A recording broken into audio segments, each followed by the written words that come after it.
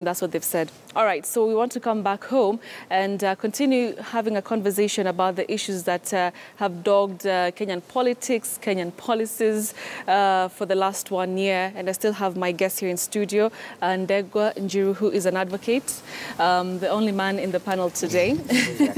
But he's doing fine. And then, of course, Roselyn Obala, who's a reporter here at The Standard, and Betty Waitherero, a human rights activist. Thank you so much for staying with us. So, I mean, you've had the very biggest concerns, as you've had even from the Kenyans on the streets, is corruption. And we were speaking about it. And Betty, I was coming to you about that. You know, do we have a silver bullet? Is there really a silver bullet to this issue called corruption? Or should we just live with it? I think that one of the biggest challenges we're having with this corruption issue is the ambiguity behind it. You know, we don't have specific ways of measuring and tracking stories. And one of the examples I'll give is what's happening with Eurobond. Does anyone know?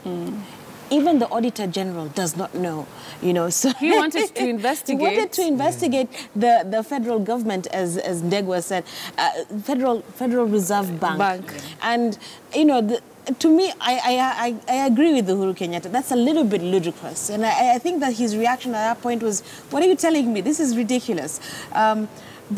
And of course, that again conveyed that feeling of helplessness. We need to have a situation where, as Roselyn has pointed out, our institutions are able to function. They're able to actually do their jobs. So it doesn't matter who is in charge, who is in place, but what matters is, are they able to do what they're supposed to do? But as we're cleaning up these institutions, people are still stealing.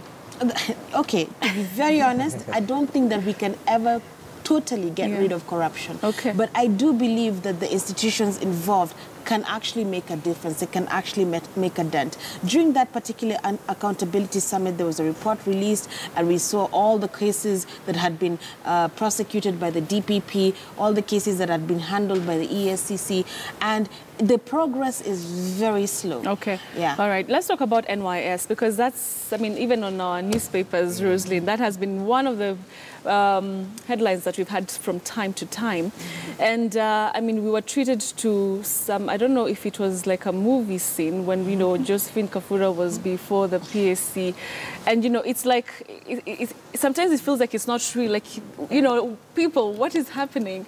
What was your feeling about all this, you know, PSC proceedings that we've had when people appear there, and you know they keep shocking us. There's no point we felt, okay, so that's like a link to an answer to an end.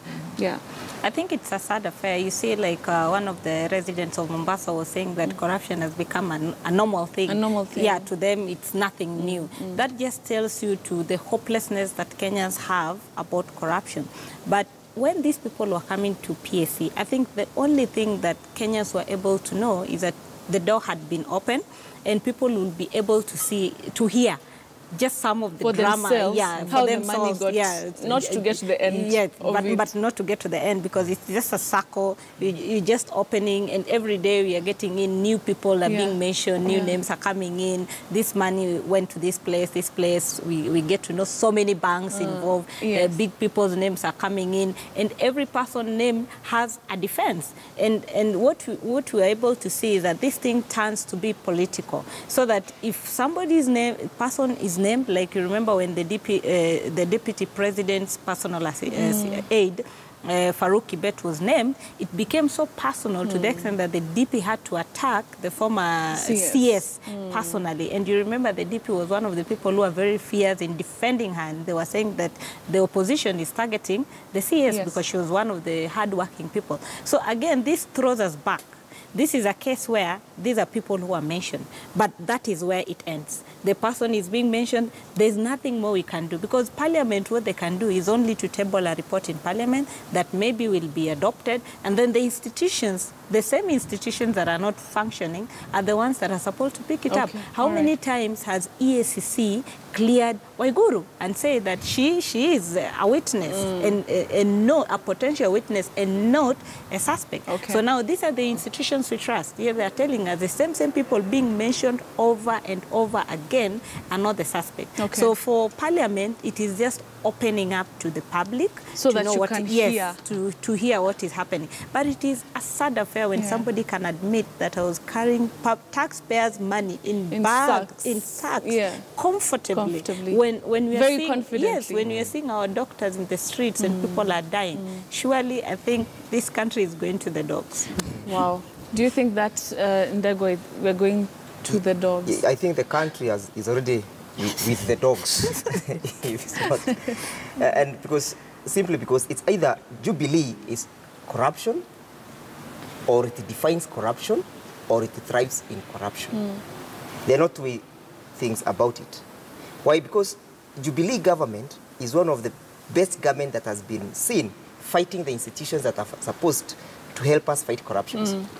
How many times during the administration of the Jubilee government has the chairmanship of the EICC been changed? They started with the Matemo. They came to Kinisu, and now they are giving the most high reverend, Dr. Obala. I hope he's aware of the directions and the road in which he's attempting to travel to. Listen, all these guys, Mumo Matemo and Kinisu, they were all removed by Parliament. Parliament thrives and takes pleasure in what is called a tyrant of numbers. Why could that tyrant of numbers not protect the chairmanship of the ICC if government is willing to fight corruption? And if the president is willing to fight corruption, why couldn't he rally his members not to fight Kinisu or Mumo Matemo the way he has rallied them behind to fight or to change the electoral bill, the election bill? So to me, I think Jubilee is either corruption or it thrives in corruption. And I think Kenyans must start handling corruption issues personally. How? And become emotional about it. You know, I was going to ask, are Kenyans angry enough to make the right decisions come 2017? I was just coming about to that point. Remember, when we had this guy called Mogo Wairimu, he was accused of having sedated a particular lady. And he went large and he was found somewhere in Kiambu. It's not the police who identified that person. It is Mwananchi. It's Mwananchi. Why? Because Mwananchi was so much emotional about the crime that Mogo Wairimu had been accused of doing. Today, if you speak about FGM, Betty, people will take it with a lot of sensitivity and emotions. If today, my son wants to marry your daughter, and it so happens that my son is a thief who has stolen my neighbor's goat, you'll not allow him to marry your daughter. But if my son has benefited from the loots from national, youth service, in fact, you'll be opening the doors for me because I'm bringing the loot. Why? Because corruption must also take an emotional and a moral issue. We must have that approach, a wholesome and holistic approach. So that because government is not able to respond, we then help the government to respond by telling government, we are the people who put you in place, you have failed us in this and this way, and therefore we sensitize people to vote consciously. Yes. Betty? I think that, Ndegwa is a bit of a nihilist, yeah? Really? Yes, he is. I mean, let's look at it this way, yeah? He has mentioned Philip Kinisu's case, on which Philip Kinisu was asked to resign and did resign because he had a conflict of interest. We cannot have an institution that is being run and then the people running the institution are also supposed to investigate themselves. It doesn't work that way. So that particular person I'm going to remove from your list. And he was vetted. Yes, he was taken through the whole process. Yes, he was. And he was vetted. allowed in. And he was allowed in. Is then it that the maybe he did not play ball? Maybe he did not play ball, and that's why he was. That's the reason. Exactly. No, well, not necessarily that he did not play ball, but the conflict of interest did arise. I mean, we can't deny that fact. How was he vetted in the first place? Yeah, because he was vetted. Now, you see, that's why you should be asking. If the vetting process is flawed, then that's what we should be looking at. And we are seeing certain questions being raised about the new incoming IEBC commissioners. Is the vetting process above par? And those are the kind of questions that Kenyans should be asking. In terms of Jubilee, now we have a national government, we have a county government. 24 county governments had 160 billion Kenya shillings misappropriated, stolen, fraudulently, used, you name it. Is it just Jubilee, the national government that is, accused of corruption? No. But somehow, as you've mentioned earlier, when it comes to the opposition, total silence. So what can Kenyans do? You know that you have the opportunity to participate at the county level. This is like now where you can actually make a difference. You have the opportunity to participate at the county level. You have the opportunity to exert pressure on your MCAs, your county leadership. Same way you would want to exert pressure on your MPs. If you feel your MPs are too far, they're in Nairobi, you can actually go straight to your MC and say, you know what? We know you went and benchmarked, development in the DRC. I don't remember which county that was, but yeah, we know you bought we know you bought iPads and you didn't need them. We know you have and you a got plan. Training for the yes. We know you have a plan to pass a motion where you are all getting retirement benefits that is up to 80%. That is Kisii County, I think.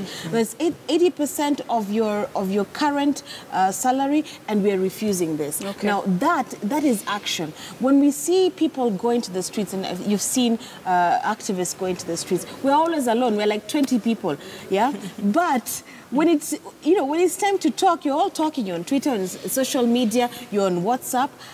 Why aren't you mobilizing yourselves? Okay. Why not learn about what the county government, those sort of loopholes that are occurring, even that allow these MCAs to do all these things, and then act. Oh, okay, Betty. So I want us to listen to some of the bites that we were talking about earlier in regards to the NYS saga and how people have treated Kenyans to theatrics before the PAC. Let's just listen into some of those bites. Her Majesty Lady Kabora, could you kindly demonstrate to us how you carried 52 million from the bank to which taxi? I'd go back to that. Because the forensic... Respect, Chairman, I would beg to state that question had been asked and it has been answered. And it was not answered. Yes. Wakili, please. If you have a particular answer, if a question has not been... No, Wakili, if a question has not been answered and we know we are leading somewhere, it must be answered. Wakili, you have to show respect to the committee. You can't turn it into a dialogue. If you want to speak, you speak to the chair, please. Chair, I thought I did request, and my statement is that this question had been asked and had not been answered several times. No. Yes. What Honorable Sele is saying, the answer that was given is not satisfactory. Can you repeat? Right. Can they repeat the answer? So please just make a note for his benefit. Yes. All right, so that was just part of it. If you remember, Kenyans were so angry on that specific day, but Roselyn was saying that these sessions were just for Kenyans to hear just what happened, not to get to the bottom of it. You wanted to say something? Yeah, I wanted to say something just to react on what she has said about Kenyans being sensitive and being sensitized to question if it's a county government or the national government. Right. But remember, on Jamhuri Day, we had the president saying that those institutions helping us give civic education to our people, he actually castigated them, he dressed them down, and I don't think they have a place in the Republic of Kenya. Yet, Wanjiku cannot be able to question the substantive aspects of the bill or how the money is being spent in his county or her county without being sensitized. And sensitization comes from civic education. We have been told, and that is why they are complaining that they're always 20 in the streets whenever civil society is marching up. Yes. It's because the government itself is not willing to be checked. It's not a government that wants to put in place a system that will evaluate them and check them. Why? Because anybody who is informed on how a money bill is generated in Parliament, anybody who is informed on how expenditure is planned in the country will ask questions. And the converse is true, that anybody who is not informed will not ask.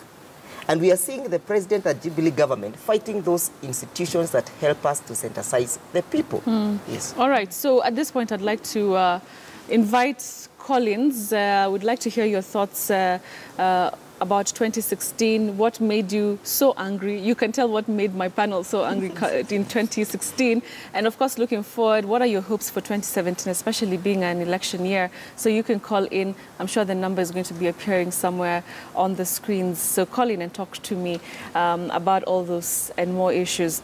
All right, so like I asked her, so what next? What should essentially happen? Should we just be angry and vote in a different government? But then are we also sure that, you know, when a different government comes in, they'll actually be able to, you know, to sort this corruption issue out? Roselyn? I think, Betty, I'm sorry to say, but that is not what how the public view the fight of corruption. I think we glorify corruption because the same people, these corrupt people, are the same people we will vote. I am sure 80% of the people who are corrupt in this government will come back. And not because the people don't want them, but because the same money they've stolen, they will go and dish them out to the public and just vote them in. And that is the time that they will be really loaded. Nobody will ask them, where did you get the money? I thought you're supposed to just eat the money but vote the right way. If that was the case, there are some of the people that we have now that will have not even seen the doors of parliament or this government. But they keep on coming because I think we glorify corruption. Nobody asks. Maybe today, if you go to the county government, there was one of the people who was walking in slippers. Maybe 3 or 4 months down the line, this is a person driving a big car with a big house and everything, and nobody's asking. We are singing and praising that person. Nobody's asking, where did you get this money? How did your life turn around? So I think, just like he was saying, that the civic education should be enhanced so that the people know how do we hold our leaders to account. Because look, we are losing money in the counties, we are losing money in the national government. It's just like what has been happening in the national government has just been trickled down to the county government. So it is high time we have people who can sit and ask. This year, 2016, we were so shocked when the Budget Committee of the National Assembly, the members got fighting among themselves after they had gone to State House and they were given a reward. So the members of that committee, all of them were given around over 50-something million to add on the CDF just for the good work they've been doing and to allocate some money to national government functions inside the budget. So if these are the leaders who are exercising their power on behalf of the people, can be induced to be given money, what about a normal person who is defenseless? So let's start from there. Let our people be able to ask questions. I'm seeing like counties, we are getting petitions from the counties coming to the Senate. And we have the county assemblies right at the grassroots. That just tells you how much the county assemblies are in bed with the county executive. So they cannot ask any questions. But we can. The citizens can. Yes. Okay, so it's not all hope laws. Laws. Okay, so let's talk about the role that the opposition has been playing throughout the year in keeping the government in check. Do you think it's more political? Maybe it is, but have they been able to achieve anything? If you remember the Itara, Muranga water projects, what do you think about their contribution in this whole conversation? Okay, the best example I'll give of the role of opposition in my view is that they obfuscate the matters at hand. For instance, NYS saga. It turns out later that we have a whole bunch of ODM politicians who are also involved in NYS saga and are, complicit in just covering up and causing all the confusion. We don't know who did what when, but we do know why Kavura, is carrying sacks of money out, but we don't know who else was involved in this and how much money was actually siphoned out. So you have a situation where you have a minority opposition in parliament that is tainted itself. And whenever it suits their politics, they will speak out and point out at a failing project, to maybe divert attention from whatever is going on within them. I'll give an example. Now, you mentioned Muranga Water Tower. I know Ndegwa is going to be like, what? Okay, but you mentioned Muranga Water Tower, and Raila Odinga brings up the Muranga Water Project, and a whole hula baloo comes up, and right now no one cares that it might have an environmental impact, it might not. What was happening in ODM at that time? CORD was having serious issues in choosing a presidential candidate, in choosing a direction. All those political issues were going on, and the attention was on them at that time. Then he says Muranga Water Project, and everyone's forgotten that, you know what, Kalonzo Musyoka was quite adamant that this time it's his turn. But at the end of the day, there are issues that were yes, there are issues that needed attention. That are serious, and they needed attention, and they got the wrong kind of attention. They got the political attention, and you know how politics works in Kenya. It lasts like 2 hours or 2 days, and that's it. And so we're no longer talking about it. Yes, we're not talking about the water tower. We're not talking about the environmental impact at all.